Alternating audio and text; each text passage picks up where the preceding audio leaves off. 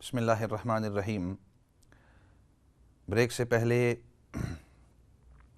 سوالات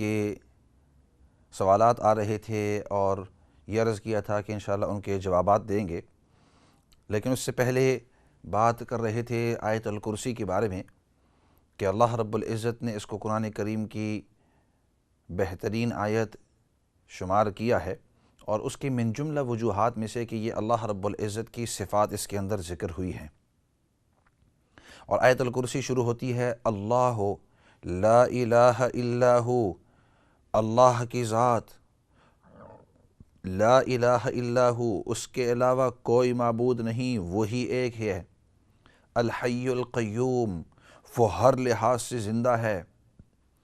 القیوم، الحی ہر لحاظ سے زندہ ہے، القیوم اپنے اکیلے طور پر وہ قائم ہے، کسی کی ضرورت اس کو ہے ہی نہیں۔ لا تأخذہ سنۃ ولا نوم، اس کو نہ اونگ پکڑتی ہے اور نہ اس کو نیند آتی ہے، اس کو کوئی چیز چھا نہیں جاتی، ہر وقت اللہ رب العزت کی ذات الرٹ ہی الرٹ، اس کے اوپر کوئی تھکاوٹ آتی ہی نہیں ہے۔ لا تأخذہ سنۃ ولا نوم، اور سنہ اور نوم کی تھوڑی بہت میں نے تفصیل عرض کی تھی کہ اونگ الگ چیز ہوتی ہے، تھوڑی سی نیند کو کہتے ہیں، اور نوم کہتے ہیں گہری نیند کو۔ انسان کو، جانوروں کو، حیوانوں کو، مخلوق کو نیند کی ضرورت ہوتی ہے۔ جتنی بھی یہ مخلوق ہے، جو زندہ مخلوق ہے، اس کو آرام کی ضرورت ہوتی ہے کسی نہ کسی موقع کے اوپر، لیکن اللہ رب العزت کی ذات ایسی ہے کہ ان کو کسی قسم کی اونگ بھی نہیں آتی، کسی قسم کی تھکاوٹ بھی نہیں آتی۔ جب تھکاوٹ نہیں آتی تو اونگ بھی نہیں آتی، اونگ نہیں آتی اس کا مطلب تھکاوٹ بھی نہیں آتی، کیونکہ اللہ کی ذات تمام عیوب سے، تمام عیبوں سے پاک ہے۔ لہو ما فی السماوات و ما فی الارض، اللہ اکبر، لہو اس ہی کے لیے ہے، اس ہی کے لیے ہے، ما فی السماوات آسمانوں کے اندر جو کچھ بھی ہے، آسمانوں کے اندر جو کچھ بھی ہے، وما فی الارض اور اس زمین کے اندر جو کچھ بھی ہے۔ یہاں یہ جو ما ہے، وما فی الارض، وما فی السماوات وما فی الارض، یہ جو ہے اس کو ما عامیہ، یہاں اس کو ما عامیہ کہتے ہیں، عام کہتے ہیں، مطلب ہر چیز جو آسمانوں کے اندر ہے، زمین کے اوپر جو بھی حصہ ہے اس کو آسمان کہتے ہیں۔ زمین کے اوپر یہ ہماری جو چھوٹی سی گول سی زمین ہے، چھوٹی سی دوسروں کے مقابلے میں، دوسرے جو سیارے ہیں، دوسرے جو پلانٹس ہیں، دوسرے جو سولر سسٹم ہیں، ان کے مقابلے میں یہ زمین جو ہے بہت چھوٹی سی ہے۔ تو فرمایا ایک تو یہ چھوٹی ما فی الارض یہ زمین ہے، اور ایک اس کے اوپر فرمایا اس سے اوپر جتنی بھی چیزیں ہیں یہ اس ہی کی ہیں، اللہ ہی کی ہیں، اللہ رب العزت ہی اس کے پورے طور پر مالک ہیں۔ وَمَا فِي الْأَرْضِ، اور زمین کے اندر جو کچھ بھی ہے وہ سب کچھ اللہ ہی کی ملکیت ہے۔ اللہ رب العزت کو اس کے اوپر فل کنٹرول ہے۔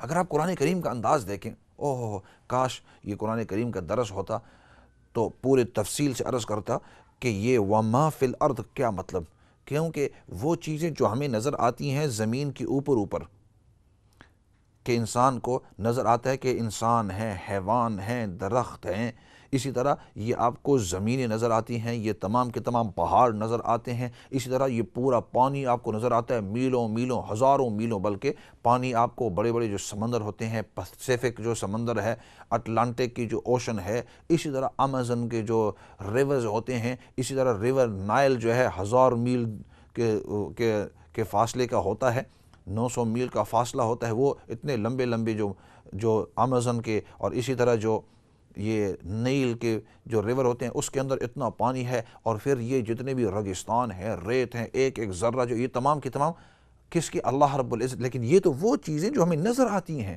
جو چیزیں نظر نہیں آتی وہ بہت ہی زیادہ ہیں۔ چنانچہ زمین کے اندر اگر جاؤ تو سائنٹسٹ کہتے ہیں کہ زمین ہے، اس کا کور ہے، پھر اس کا مینٹل ہے، پھر اس کا کرسٹ ہے، آگے یہ 3 حصوں کے اندر ہماری جو زمین ہے، یہ 3 حصوں کے اندر جو ہے بالکل کور ہے، بالکل گرم، جیسے اور سائنس اس کو بتاتے جیسے انسان کوئی کیک بناتا ہے، تو جس وقت آپ کیک بناتے ہیں اپنے اوون کے اندر، تو اوون کے اندر جب کیک رکھتے ہیں تو وہ کیک اوپر سے سخت ہو جاتا ہے، اور پھر اگر اگر اندر تھوڑا سا جائیں تو تھوڑا سا نرم ہوتا ہے، اور اگر بالکل اس کی گہرائی کاٹ کر اندر گہرائی اندر دیکھیں تو ابھی تک وہ نرم نرم باقی رہتا ہے۔ تو یہ جو نرم حصہ، اسی طرح یہ دنیا جو ہے، ہماری زمین جو ہے، یہ گول جو زمین ہے ارتھ، تو اوپر جو ہے یہ کرسٹ ہے، پھر درمیان کا حصہ اس کو مینٹل کہتے ہیں، پھر درمیان کا حصہ اس کو کور کہتے ہیں، اور اندر جو ہے یہ لاوا ہوتا ہے۔ اسی وجہ سے یہ جو والکینو ایرپٹ ہو کر لاوا نکلتے تھے وہ کور سے نکلتے۔ خیر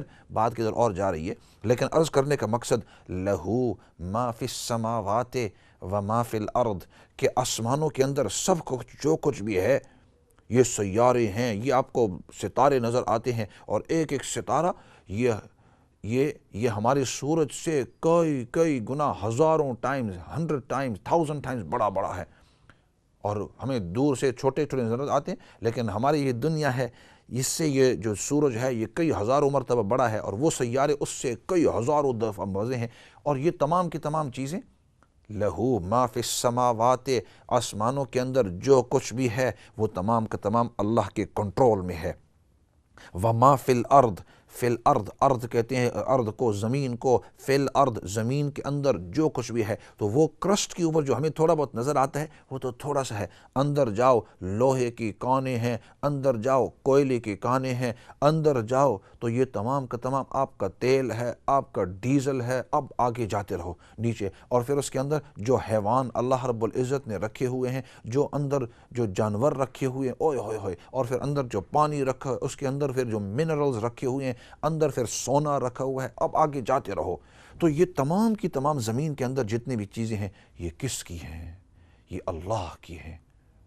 تو آیت الکرسی شروع ادھر سے کی، اصل میں وقت ہوتا تو اور زیادہ تفصیل تاکہ پتہ چلے کہ آیت الکرسی کے اندر پاور کیسا ہے، لیکن چونکہ بہت ساری کالیں آئی ہوئی ہیں اور ان سوالات کے جواب کا بھی وعدہ کیا ہوا ہے، ایسے کریں گے اگلے سیشن کے اندر آیت الکرسی کا جو مطلب ہے وہ پورے انداز کے اندر، تاکہ آگے جا کر آپ کو پتہ لگے کہ آیت الکرسی ہمیں کہنا کیا چاہتی ہے، اللہ کی توحید، اور اللہ نے اس کے اندر اپنی توحید کس انداز کے اندر بیان کی ہے کہ انسان کو پتہ چل جائے کہ اللہ کی ذات کتنی بڑی ذات ہے۔ اللہ اکبر، اللہ ہمیں سمجھ نصیب فرمائے۔ ایسے کرتے ہیں ایک اور کال لے لیتے ہیں، ایک آدھ کال لے لیتے ہیں، پھر ان تمام سوالوں کے جواب دیں گے انشاءاللہ۔ تو اگلے کالوں کی طرف جاتے ہیں، چند کالیں ہیں، ایک نہیں ہے چند کالیں ہیں، تو چلو جلدی جلدی ان سے لے لیتے ہیں مختصر انداز کے اندر۔ السلام علیکم ورحمۃ اللہ وبرکاتہ۔ وعلیکم السلام ورحمۃ اللہ وبرکاتہ۔ مولانا صاحب، آپ نے ایک دن کہا کہ یعنی کہ ہمیں بھی پتہ ہے کہ محرم کے بغیر ہم عمرہ یا حج نہیں کر سکتے، ٹھیک، لیکن پاکستان میں میری ایک فرینڈ وہ بغیر محرم کے حج کر کے آئی ہیں۔ اس سے پہلے بھی میری ایک فرینڈ نے کہا تھا آپ عمرہ کر سکتے ہو، 40 سال سے جب اوپر ہو جاتے ہو تو وہ عمرے کی اجازت مل جاتی ہے، عمرے کی اور حج کی۔ تو اس کے بارے میں اگر تھوڑی سی تفصیل بتا دیں کہ کیا 40 سال کے بعد اکیلی عورت عمرہ یا حج کر سکتی ہے؟ جی مختصر یہ ہے کہ کیونکہ بہت ساری کالیں مختصر آپ کو جواب دے دیتے ہیں کہ عمرہ ہو یا حج ہو، اگر وہ 48 مائل سے زیادہ کا مسافرت ہے تو آپ کو محرم کا ہونا ضروری ہے، چاہے وہ 40 سال سے زیادہ ہو یا کم ہو، اس کا کوئی شریعت کے اندر اس قسم کی کوئی شرط نہیں رکھی ہے۔ عمرہ اور حج جانے کے لیے محرم کی ضرورت ہے عورت کے لیے۔ اگلی کال کی طرف جاتے ہیں۔ السلام علیکم ورحمۃ اللہ وبرکاتہ۔ وعلیکم السلام ورحمۃ اللہ وبرکاتہ۔ جی مجھے یہ پوچھنا تھا کہ کیا ہم گاڑی میں نماز پڑھ سکتے ہیں اگر ہم ٹریول کر رہے ہیں تو؟ گاڑی میں؟ جی ٹھیک ہے کار انشاءاللہ، میں۔ جی ٹھیک ہے، آپ سنتے رہیے، انشاءاللہ کوشش کریں گے کہ آپ کے سوالوں کے جواب دیں گے انشاءاللہ۔ اگلی کال کی طرف جاتے ہیں۔ السلام علیکم ورحمۃ اللہ وبرکاتہ۔ وعلیکم السلام۔ جی میرا کوشچن ہے جڑی تصویراں نہیں فوٹو بندے بناندے، جی فوٹواں تے جڑی کیمرے دی فوٹو نے الاؤڈ ہے نہیں کہ نہیں؟ یہ ڈیجیٹل کیمرہ وغیرہ جو اور اسی طرح فون کے اوپر اپنے بناتے ہیں وغیرہ؟ جی ہاں ٹھیک ہے انشاءاللہ۔ Digital camera, phone, smart phones وغیرہ، اور بہت سارے لوگ آج کل اس کے بارے میں سوال کرتے ہیں کہ ہم اس کے اوپر ویڈیو یا اسی طرح اپنی جو تصویر بنا سکتے ہیں، یعنی گڈ کویسچنز اور کنٹمپریری ایشوز ہیں، تو یعنی حالات حاضرہ کے انشاءاللہ ضرور اس کے اوپر بات کریں گے۔ مہربانی جی، السلام علیکم۔ وعلیکم السلام ورحمۃ اللہ وبرکاتہ۔ آخر اگلی کال کی طرف جاتے ہیں۔ السلام علیکم ورحمۃ اللہ وبرکاتہ۔ وعلیکم السلام۔ جی جی آپ کی بات میں سن رہا ہوں. اچھا کیا حال ہے؟ ٹھیک صاحب؟ ٹھیک ہے مفتی صاحب؟ الحمدللہ اللہ کا شکر ہے. میں نے ایک سوال کرنا تھا. مجھے تو نہیں پتا لیکن میرے نیکسٹ ڈور والے مجھے بول رہے ہیں کہ کل کوئی آپ نے بتایا کہ پتہ نہیں بچہ یا بڑا کوئی بھی ہو خدا معاف کرے پتہ نہیں کوئی جھوٹ بولے تو یہ پڑھو. وہ انہوں کو چاہیے کہ آپ نے بتایا تھا. وہ بھی باجی آئے ہیں کیونکہ ان کے کان نہیں کام کرتے, مشین جو ہے ان سے سنتے ہیں لیکن فون پہ نہیں سن سکتے. دوسرا میں نے یہ کہنا ہے کہ اگر ہو سکے کیونکہ میرے پاؤں میں درد ہے. آپ کو میں ادھر روک دوں, آپ کا سوال میں ذرا سمجھ لوں. جی انہوں نے آپ کو کیا کہا کہ اگر کوئی شخص جھوٹ بول لے تو آپ کیا پڑھ لو؟ نہیں, کل کوئی آپ نے بتایا وظائف جھوٹ بولنے کے لیے نہیں, کوئی مطلب بچہ یا بڑا جھوٹ بولتا ہے تو یہ وہ بولتے ہیں کہ ایسے سمجھ آئی ہے کہ کچھ پڑھو. نہیں اس طرح میں نے نہیں کہا تھا. پڑھنے کے لیے بتایا لیکن ان کو یہ سمجھ نہیں آئی کہ کیا پڑھنے کے لیے بتایا. چلو ٹھیک ہے انشاءاللہ. کل کا بول رہے ہیں کہ کل کی بات ہے. چلو ٹھیک ہے انشاءاللہ. جی تو میں ڈسیبل ہوں, میرے پاؤں کو زیادہ درد ہے کیونکہ جو پاؤں ہے نا ان کو درد ہے, میں نیچے بیٹھ نہیں سکتی. ٹھیک. تو میں کافی عرصے سے یہ سٹول وغیرہ پہ یا چیئر پہ نماز پڑھتی ہوں. اگر کبھی ہو تو اس پہ پروگرام کریں کہ اگر پاؤں کام نہیں کرتے تو نماز کا جو دل میں شک رہتا ہے پتہ نہیں یہ کیسے قبول ہے کہ نہیں, لیکن بیمار ہوں, سجدہ نہیں کر سکتی, نیچے بیٹھ ہی نہیں سکتی. تو اس پہ کبھی آپ کریں تو آپ کا بہت شکریہ ہوگا کیونکہ ٹھیک ہے انشاءاللہ. میرا بہت دل کرتا ہے کہ اگر میں آرام سے ایک بار سن لوں تو جیسے کہ نیکسٹ ویک کرنا ہونا تو آج جیسے جا رہے ہیں تو پلیز بتا دینا کہ صبح میں ہم نے یہ پروگرام کرنا ہے. ٹھیک ہے. اچھا ڈسیبل پہ کیونکہ میرے پاؤں جو ہے نا وہ دونوں کام نہیں کرتے. ٹھیک ہے انشاءاللہ. یعنی آپ نے سجیشن دی ہے کہ یعنی ڈسیبل کی جو نماز ہے یا اسی طرح کرسی پر نماز پڑھنے کی, تو اس انداز کے اندر ضرور کوشش کریں گے کہ اس کو بھی کسی وقت ٹاپک کوئی نہ کوئی بنا لیں گے. ٹھیک ہے انشاءاللہ. اب یہ ہے کہ جو پہلے سوالات تھے ان سوالات کی طرف آتے ہیں. کہ سوال یہ تھا بھائی محمد اقبال صاحب ریڈ فورٹ سے, آپ نے یہ کہا کہ مدرسہ کے لیے آپ زکوٰۃ بھیجتے ہیں. زکوٰۃ کے لیے اب اس کی تھوڑی سی تفصیل بھی سنتے جائیے. زکوٰۃ کے لیے ضروری ہے کہ لینے والا وہ زکوٰۃ کا مستحق ہو, وہ کوئی انسان ہو. اب مدرسہ جو ہے وہ کوئی انسان نہیں ہے, تو مدرسے کو اگر مدرسے کی بلڈنگ کے اوپر خرچ ہو رہا ہے یا مدرسے کی زمین پر یا مدرسے کی کسی چیز پر تو اس کو آپ زکوٰۃ نہیں دے سکتے. ہاں البتہ یہ کر سکتے ہیں کہ مدرسے کے جو ذمہ دار ہیں آپ ان کو زکوٰۃ دے دیں اور وہ زکوٰۃ آپ کی لے کر پھر طلباء کو جو غریب فقیر مسکین جو طلباء ہیں ان کو دیں, تو یہ طریقہ آپ کر سکتے ہیں. اب اس میں دونوں کے درمیان فرق ہے. ایک تو یہ کہ آپ مدرسے کو اس لیے دے رہے ہیں کہ اس زکوٰۃ کے ذریعے مدرسے کی بلڈنگ بنائیں گے یا مدرسے کی زمین خریدیں گے یا مدرسے کی مرمت کریں گے, اس طرح آپ نہیں کر سکتے. ہاں البتہ مدرسے کا ذمہ دار یا مدرسے کی طرف سے کوئی شخص آپ کے پاس آوے اور وہ یہ کہے کہ آپ ہمیں پیسے دیں اور پھر ہمارے یہاں جو غریب طلباء ہیں ہم ان کو دیں گے, چاہے ان کو پیسے دیں یا چاہے ہم ان کو اس پیسے کے ذریعے کپڑے خرید کر ان کو دیں گے یا اس پیسے کے ذریعے ہم ان کو کتابیں دے کر دے دیں گے یا اس کے ذریعے ہم ان کو کھانا دے کر, یعنی مطلب یہ ہے کہ ہم یہ پیسے آپ کے مد تک یعنی صحیح جو مستحقین ہیں بچے ہیں ان تک پہنچائیں گے تب تو آپ دے سکتے ہیں. اب وہ بچوں تک جب پہنچ جائے تو پھر بچوں کی مرضی ہے کیونکہ وہ اس کے مالک بن جاتے ہیں. اب وہ ان کی چیز ہے وہ اپنے پاس رکھیں یا مدرسے کو دیں یا اس کو خرچ کریں وہ ان کی, لیکن یہ ہے کہ مدرسے کی بلڈنگوں پر آپ ڈائریکٹ زکوٰۃ استعمال نہیں کر سکتے. اور یہ لفظ ہے یہ ضروری ہے, ڈائریکٹ زکوٰۃ آپ مدرسے کی بلڈنگ کے اوپر نہیں خرچ کر سکتے بلکہ اس کا طلباء تک یا جو مستحقین ہیں یا جو غرباء فقراء ہیں ان تک, کیونکہ بعض اوقات مدرسے کے جو ذمہ دار ہیں وہ آپ سے زکوٰۃ لے کر یا تو طلباء کے اوپر خرچہ کرتے ہیں یا تو جو مستحقین ہیں ارد گرد محلے کے اندر تو ان کو دے دیتے ہیں. تو اس کا صفایا کرنا ہمیشہ ضروری ہے کہ جس کو آپ دیں اس کو کہیں کہ اس کو صحیح مستحق تک آپ پہنچائیں گے. اس کے بعد ڈاکٹر امتیاز صاحب آپ نے ویک فیلڈ سے سوال کیا تھا کہ آپ نے کہا کہ اگر ایک انسان نے خف پہنی ہوئی ہو, خف یعنی جو موزہ ہوتا ہے چمڑے کا یا سخت پلاسٹک کا, تو اس کے اوپر تو مسئلے کے لحاظ سے ہمیں پتہ ہے کہ ہم مسح کر سکتے ہیں اور اس کے اپنے جو شروط ہیں کہ اس کو طہارت کے اوپر پہننا اور 24 گھنٹے تک پہننا, جب انسان مقیم ہو اور جب باہر ہو تو اس وقت مسافرت کا 3 دن کا ہوتا ہے. اب بعض اس طرح ہوتا ہے کہ آپ نے وہ موزہ پہنا ہوا ہے تو سردی کی وجہ سے یا چونکہ باہر انسان کی دوسروں کے ساتھ معاملات ہوتے ہیں اس کے اوپر بھی ہم نارمل جو جورب ہے موزہ ہے جو کاٹن کا ہے یا وول کا ہے وہ پہن لیتے ہیں۔ تو اب آپ کا سوال یہ ہے کہ جب ہم مسح کریں گے تو آیا وہ اوپر والے جورب کے اوپر کریں گے یا نیچے والے کے اوپر؟ تو اس کا جواب یہ ہے کہ جو اوپر والا جورب ہے اس کو جراب ہے اس کو اتار کر جو خف ہے خف کے اوپر آپ کو کرنا ہوگا، کیونکہ اصل جو مسے والی جگہ ہے، مسح کی جو جگہ ہے وہ یہ خف ہے، نہ کہ آپ کی جو جراب، نہ کہ آپ کا جو نارمل موزہ۔ اور انشاءاللہ کوشش کریں گے کہ کسی وقت یہ جو موزے اور اس کے اوپر مسح اس کا طریقہ اور جو بعض لوگ اس کے اندر غلط فہمیاں ہوتے ہیں اس کو بھی ایک موضوع رکھیں گے انشاءاللہ۔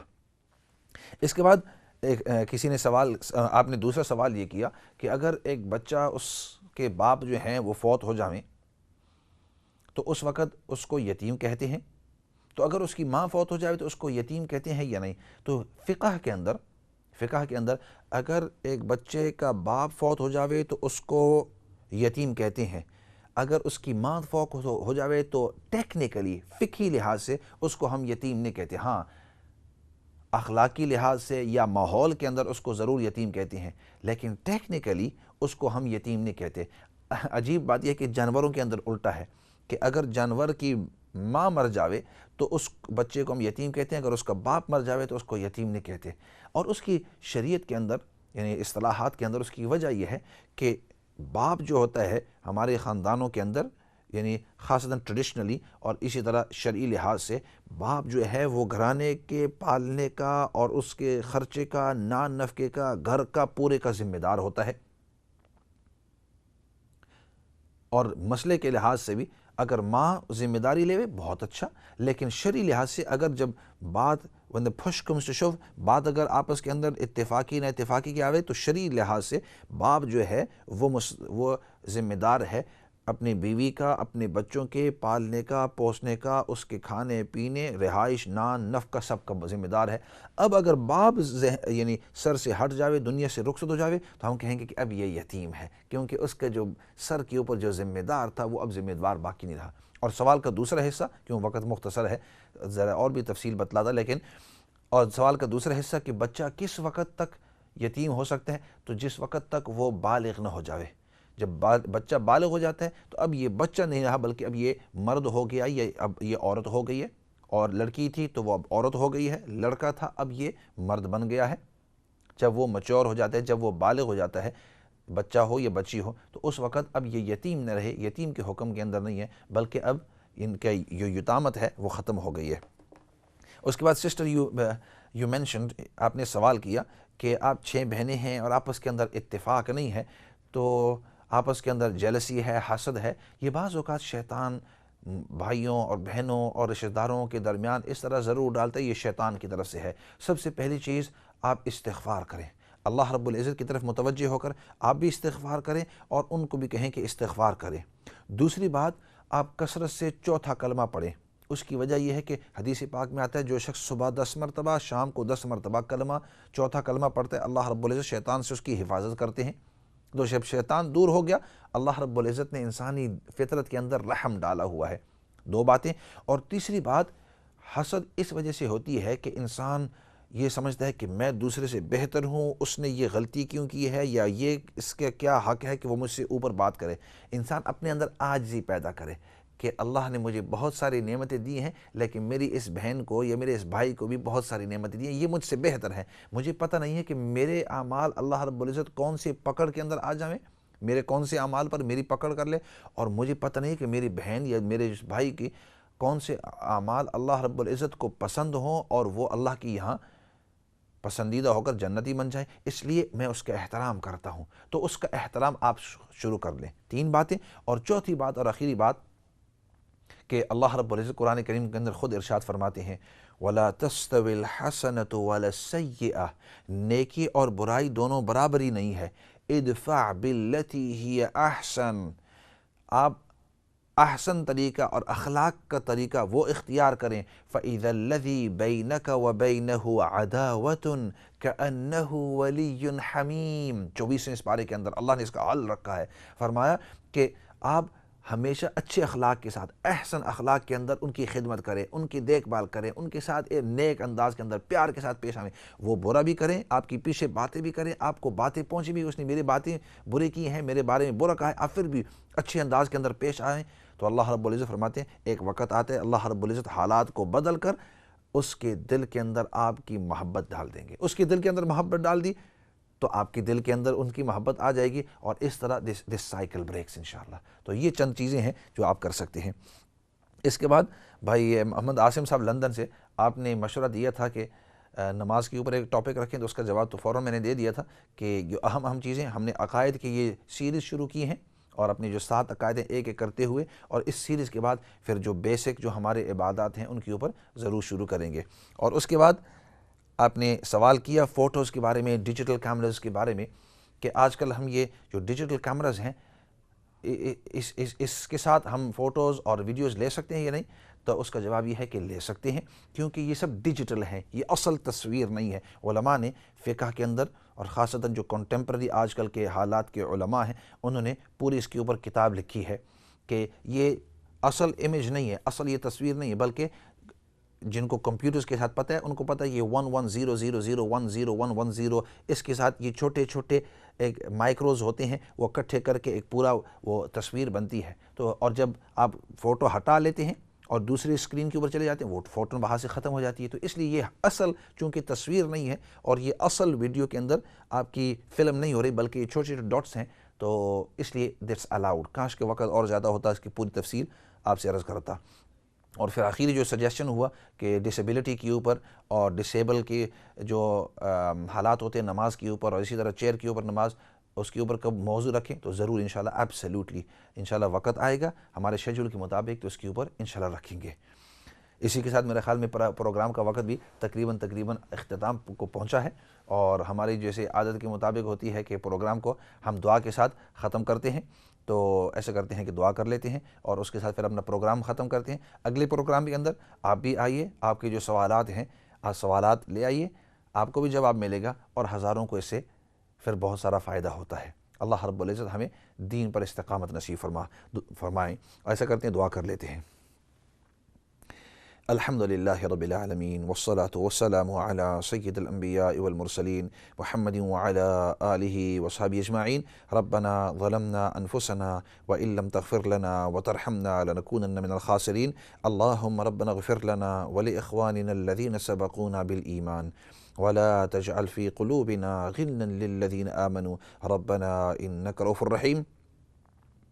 یا رب العالمین تو ہم سب کو دین پر استقامت نصیب فرما۔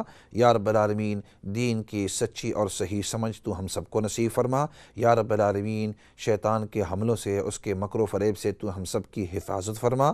یا رب العالمین ہم سب کو صحیح اسلامی زندگی نصیب فرما۔ یا رب العالمین ہم سب کو ایک اور نیک بنا۔ یا رب العالمین تیرے تمام احکامات پر اور نبی پاک صلی اللہ علیہ وسلم کی تمام سنتوں پر اور ہم سب کو عمل کرنے کی توفیق نصیب فرما۔ یا رب العالمین تو ہم سب کو اپنا تقوی نصیب فرما، نبی پاک صلی اللہ علیہ وسلم کے ساتھ سچا عشق، سچی محبت نصیب فرما۔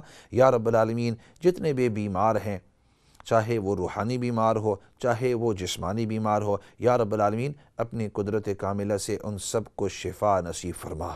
یا رب العالمین جتنے بھی پریشان حال ہیں اور جس قسم کی بھی پریشانی کے اندر ہیں، یا رب العالمین سب کی پریشانیوں کو تو دور فرما۔ یا رب العالمین پریشانیوں سے ان کو نجات نصیب فرما۔ جن جن لوگوں کے اوپر قرضے ہیں، یا رب العالمین ان سے قرضوں کا اپنے غیب کے خزانوں سے بندوبست فرما۔